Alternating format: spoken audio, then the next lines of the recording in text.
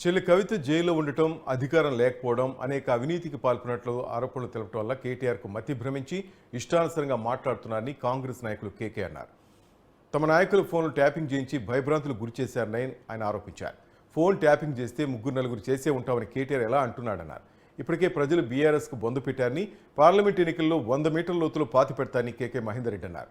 కేటీఆర్ ఇచ్చిన నోటీసుకు బదులిచ్చానని, అవసరం అయితే లీగల్గా వెళ్తానన్నారు.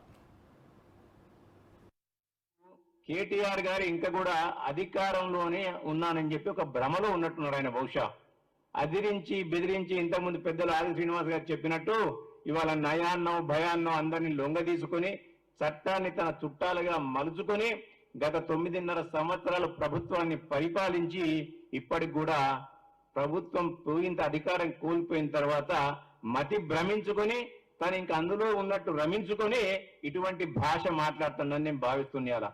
వారు ఏదైతే నాకు డిఫమేషన్ నోటీస్ ఇచ్చిండ్రో ఆ డిఫమేషన్ నోటీస్ కూడా చట్టానికి విరుద్ధంగా ఆ చట్టం దృష్టిలో నిలబడని నోటీస్ అది.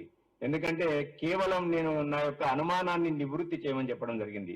ఇంకోటి పైపెచ్చు నా యొక్క ప్రాథమిక హక్కును ఆయన బెదిరించే ధోరణిలో ఉన్నట్టుంది. ఇప్పుడు నన్ను బెదిరిస్తుందని చెప్పి నేను ఇంకో కాంప్లైంట్ ఇవ్వడానికి నాకు ఆస్కారం ఉంది కదా. ఈయన మాట్లాడిన మాటలేంటి వాళ్ళ కేటీఆర్ గారు అనేక సందర్భాల్లో పూటకో మాట పేటకో మాట అధికారం కోల్పోయి మతి భ్రమించి వాళ్ళ చెల్లు జైలు ఉంటే ఈ కర్కటక దమనకులు ఇలా కేటీఆర్ గారు, హరీష్ రావు గారు, ఓ వృద్ధ జంబూకం, ఈ ముగ్గురు కూడా పిచ్చిలేసి పిచ్చి ప్రేలాపలు చేస్తున్నట్టుగా ఉంది.